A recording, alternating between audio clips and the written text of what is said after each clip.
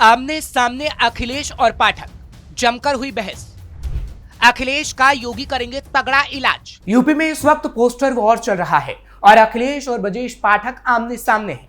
लेकिन एक तस्वीर ये भी नजर आ रही है कि कैसे अखिलेश ब्राह्मणों को साध लेना चाहते हैं, और इसलिए आज हम आपको बताएंगे कि यूपी का ब्राह्मण किस ओर जाएगा, क्योंकि अखिलेश को पता है कि ब्राह्मण अखिलेश के पाले में कभी नहीं गया, जिससे अखिलेश बौखला गए हैं। नमस्कार, कैपिटल टीवी देख रहे हैं आप, मैं हूं आपके साथ हर्ष भारद्वाज। समाजवादी पार्टी और यूपी के डिप्टी सीएम ब्रजेश पाठक में डीएनए पर छिड़ी जुबानी वॉर खत्म होने का नाम नहीं ले रही है। बता दें कि ब्रजेश पाठक ने दावा किया था कि सपा का जन्म मुस्लिम तुष्टीकरण के डीएनए के साथ हुआ है और अखिलेश यादव की पूरी राजनीति का मूल यही है। हालांकि इससे पहले ब्रजेश पाठक के डीएनए को लेकर समाजवादी पार्टी के एक्स अकाउंट पर हमने देखा था किस तरीके से ट्वीट किया गया था। हालांकि अखिलेश यादव ने कहा था, भारतीय जनता पार्टी की सरकार में अपने समुदाय का प्रतिनिधित्व करने में विफल रहे पाठक चाटुकारिता और निरर्थक बातें कर रहे हैं। उन्होंने एक्स पर भी एक पोस्ट किया था और कन्नौज के छिबरामऊ में एक निजी अस्पताल में हुई एक मरीज की मौत का जिक्र करते हुए डिप्टी सीएम से कई सवाल किए थे। लखनऊ में लगे अखिलेश यादव के खिलाफ पोस्टर। इसके बाद अब लखनऊ में अखिलेश यादव के खिलाफ पोस्टर भी लगाए गए हैं। ये poster deputy CM Brajesh Pathak के समर्थकों की ओर से लगाए गए और इनमें अखिलेश यादव को माफी मांगने के लिए कहा गया है। इसी बीच मंगलवार सुबह ब्रजेश पाठक ने एक बार फिर अखिलेश को करारा जवाब देते हुए एक्स पर एक पोस्ट शेयर किया है। अपनी पोस्ट में उन्होंने लिखा, आपने मेरे सवाल के जवाब में अपनी टीम से लंबी चौड़ी थीसिस लिखवा दी और सोशल मीडिया पर पोस्ट भी कर दी, पर मेरी आपको सलाह है कि बच्चों से लिखवाई इस तरह की थीसिस को पोस्ट करने से पहले एक बार जरूर पढ़ें। उन्होंने ध्यान नहीं दिया होगा और आपने आदतन पढ़ा नहीं होगा। इस चक्कर में आपसे गलती ये हो गई कि पर्चा राजनीतिक विज्ञान का था और आपने जवाब होम साइंस वाली कुंजी से टिप दिया। ब्रजेश पाठक ने अखिलेश को दिया करारा जवाब। ब्रजेश पाठक ने लिखा, मैं तो आपसे आपकी पार्टी के डीएनए के बारे में पूछ रहा हूं। अगर आप नहीं दे पाए इसका जवाब तो माफी मांग लीजिए और खत्म करिए। जवाब नहीं होने पर गलती मान लेना एक स्वस्थ परंपरा की निशानी है। बार बार गोल पोस्ट बदलकर समाजवादी पार्टी के डीएनए वाले मेरे सवाल से बचने की इस छटपटाहट में तो आप और भी एक्सपोज हुए जा रहे हैं। आखिर समाजवादी पार्टी के डीएनए वाले सवाल से इतने डरे सहमे क्यों हैं आप? आखिर समाजवादी पार्टी जवाब देने से क्यों डरती है? क्या इसलिए कि इस मुद्दे पर बात होते ही समाजवादी पार्टी के डीएनए वाला दरवाजा किसी ऑटोमेटिक सेंसर से खुद ही खुल जाएगा? फिर एक एक कर आपके दौर के माफियाओं की तस्वीरें सामने आएंगी। फिर समाजवादी पार्टी के डीएनए में फलते फूलते आए अतीक और मुख्तार जैसे माफियाओं की छायाएं उभरने लगेंगी। फिर मुजफ्फरनगर का दंगा फन फुफकारते हुए आस्तीन से बाहर निकल आएगा। फिर राम मंदिर की कार्य सेवा में हिंदुओं पर चली गोलियों की तड़तड़ाहट की यादें प्रदेश को सन्न कर देंगी। फिर कोई अतीक अपनी कब्र से निकलकर यह दावा करने लगा कि वो आपके और आपके पिता के बीच सुलह सफाई करवाएगा। फिर गोमती रिवर फ्रंट से करप्शन की बजबजाती गंदगी की बास आने लगेगी। फिर खनन घोटाले की फाइलें अलमारियों से निकलकर घर घर के चक्कर लगाने लगेगी। यानी ब्रजेश पाठक अखिलेश यादव के काले कारनामों को खुलकर बता रहे थे। अखिलेश यादव का फूका गया पुतला। एक तरफ जहां ब्रजेश पाठक अखिलेश पर हमलावर हैं, तो वहीं दूसरी तरफ डिप्टी सीएम के डीएनए पर अमर्यादित प्रहार के विरोध में मैनपुरी में ब्राह्मण समाज का गुस्सा फूट पड़ा है। सर्व समाज के नेतृत्व में शहर में सपा अध्यक्ष अखिलेश यादव का पुतला फूका गया और उनके खिलाफ जोरदार नारेबाजी की गई। सर्व ब्राह्मण समाज के राष्ट्रीय अध्यक्ष रमेश चंद्र पांडे ने तीखा हमला बोलते हुए कहा, ब्राह्मण समाज का अपमान अब बर्दाश्त नहीं किया जाएगा। अगर अखिलेश यादव ने अपनी टिप्पणी के लिए सार्वजनिक रूप से माफी नहीं मांगी तो प्रदेश भर में उनके खिलाफ व्यापक आंदोलन छिड़ा जाएगा। प्रदर्शन कर रहे लोगों ने आरोप लगाया कि अखिलेश यादव की भाषा शैली समाज को बांटने का काम कर रही है। मैनपुरी के वरिष्ठ समाज सेवी आशुतोष मिश्रा ने भी सपा के आपत्तिजनक पोस्ट पर अपनी प्रतिक्रिया दी है। उन्होंने कहा, अखिलेश यादव को अपनी कार्यशैली और भाषा शैली पर संयम रखना चाहिए। डिप्टी सीएम ब्रजेश पाठक न सिर्फ ब्राह्मणों के बल्कि पूरे देश में सर्व समाज के नेता हैं। जो सभी वर्गों को साथ लेकर चलते हैं। मिश्रा ने सपा को आगे ऐसी भाषा के इस्तेमाल पर चेतावनी दे डाली। उन्होंने समाजवादी पार्टी को चेतावनी देते हुए स्पष्ट शब्दों में कहा, डिप्टी सीएम ब्रजेश पाठक पर की गई कोई भी टिप्पणी पूरे समाज पर टिप्पणी होगी और उसे अपमान माना जाएगा, जिसे अब सहन नहीं किया जाएगा। अगर उन्होंने आगे भी इसी प्रकार की भाषा का प्रयोग किया तो उन्हें करारा जवाब दिया जाएगा। वहीं मैनपुरी के रोडवेज बस स्टैंड पर समाजवादी पार्टी के अध्यक्ष अखिलेश यादव का पुतला जलता हुआ देखा गया।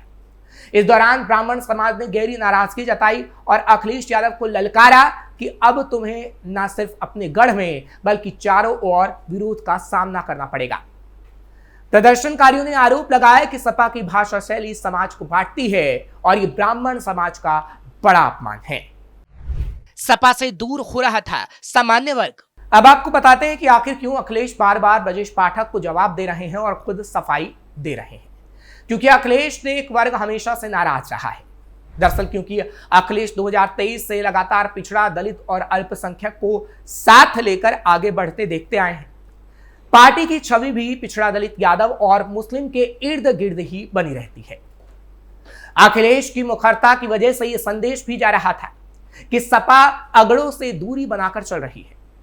विधानसभा में मुख्य सचेतक रहे मनोज पांडे जैसे ब्राह्मण चेहरों ने आम चुनाव के दौरान बगावती रुख अपना लिया और सपा का ब्राह्मण कार्ड अगर काम करता है तो 2027 में विधानसभा की लड़ाई रोचक हो सकती है। और इसलिए बार बार ब्राह्मणों की बात अखिलेश कर रहे हैं। कभी पीडीए में पी जोड़ देते हैं तो कभी ब्राह्मणों पर दिए अपने बयानों पर सफाई देते हुए अखिलेश नजर आते हैं। यूपी का क्या है जातिगत समीकरण? यूपी का जातिगत समीकरण देखें तो सबसे बड़ा वोट बैंक पिछड़ा वर्ग है। प्रदेश में 18% सवर्ण जातियां हैं, जिसमें 10% से ज्यादा ब्राह्मण हैं। पिछड़े वर्ग की संख्या 40% है, जिसमें यादव 10%, कुर्मी सैथवार 8%, मल्लाह 5%, लोथ 3%, जाट 3%, विश्वकर्मा 2%, गुर्जर 2% और अन्य पिछड़ी जातियों की संख्या 7% है। इसके अलावा प्रदेश में अनुसूचित जाति 22% है और मुस्लिम आबादी 18% है। यूपी की राजनीति में ब्राह्मण वोटर्स महत्वपूर्ण भूमिका निभाते हैं। यहां ब्राह्मण वोटर्स पारंपरिक रूप से बीजेपी का समर्थन करते रहे हैं। 2014 के लोकसभा चुनाव और 2017 के विधानसभा चुनाव में बीजेपी ने 72% और 80% ब्राह्मण वोट हासिल किए थे। ब्राह्मण वोटर्स का प्रभावी जनाधार होने के कारण सभी प्रमुख राजनीतिक दल उन्हें अपने पक्ष में करने की कोशिश करते आए हैं। बीजेपी के लिए ब्राह्मण वोटर्स एक महत्वपूर्ण वोट बैंक है और वो पार्टी की चुनावी रणनीति में अहम भूमिका निभाते हैं। क्या 2027 में जीत दिलाएगी सोशल इंजीनियरिंग? 2022 के विधानसभा चुनाव में सपा ने ब्राह्मण वोटर्स को आकर्षित करने के लिए विशेष रणनीति अपनाई थी। सपा प्रमुख अखिलेश यादव ने प्रदेश में ब्राह्मण सम्मेलन आयोजित करवाया था। भगवान परशुराम की मूर्ति का उद्घाटन भी किया गया था। सपा ने अपने चुनावी अभियान में गुर्जर, अहिर, जाटा, ब्राह्मण समीकरण पर ध्यान केंद्रित किया था।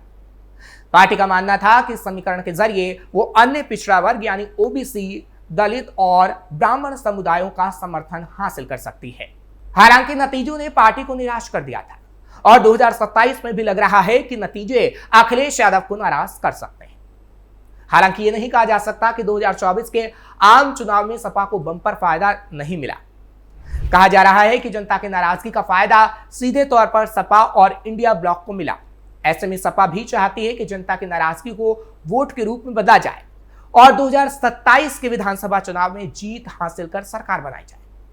सपा अपने परंपरागत एमवाई यानी मुस्लिम यादव समीकरण का पहले ही विस्तार कर चुकी है। उसके पीडीए फॉर्मूले ने भी बढ़त दिलाई है। अब सोशल इंजीनियरिंग का नया दाव से ये उम्मीद जता रहे हैं अखिलेश कि 2027 में उनकी सरकार बन सकती है। दरअसल 2012 के विधानसभा चुनाव में समाजवादी पार्टी ने अकेले दम पर 224 सीटें जीती थी और इसे सोशल इंजीनियरिंग का करिश्मा माना गया था। उस समय सपा की बागडोर मुलायम सिंह यादव के हाथ में थी और अखिलेश यादव के नेतृत्व में पूरे प्रदेश में साइकिल यात्रा निकाली गई थी। मुलायम सिंह यादव ने अखिलेश को मुख्यमंत्री बनाया। अखिलेश ने ब्राह्मणों को लुभाने में कोई कसर नहीं छोड़ी, क्योंकि ब्राह्मण वोट इससे पहले 2007 में बसपा के साथ गए थे और मायावती ने पूर्ण बहुमत की सरकार बनाई थी। लेकिन कथित तौर पर बसपा शासनकाल में ब्राह्मणों की उपेक्षा हुई तो यह वर्ग नाराज होकर समाजवादी पार्टी में चला गया। अखिलेश अब अपना वही पुराना फॉर्मूला 2027 के चुनाव में भी आजमाना चाहेंगे। 2017 और 2022 के चुनाव में ब्राह्मण और सवर्ण समुदाय को देखा गया कि किस तरीके से वो बीजेपी के पाले में रहे, और इस बार भी ब्राह्मण बीजेपी के पाले में है, जिससे अखिलेश घबराए हुए हैं। और इसी वजह से वो कुछ भी ऊट पटांग बोल दे रहे हैं, लेकिन उनको ये पता होना चाहिए कि इसका खामियाजा किस तरीके से आगे आने वाले समय में भुगतना पड़ सकता है, क्योंकि ब्राह्मणों को अखिलेश पहले भी नाराज कर चुके हैं और एक बार फिर ब्रजेश पाठक पर बयान देकर अखिलेश ब्राह्मण को नाराज कर रहे हैं और नाराजगी मोल ले रहे हैं, जिसका नुकसान अखिलेश यादव को बड़े स्तर पर हो सकता है। फिलहाल आपको ये खबर कैसी लगी कमेंट सेक्शन में जरूर बताएं। खबर को लाइक शेयर करें, कैपिटल टीवी को सब्सक्राइब जरूर करें।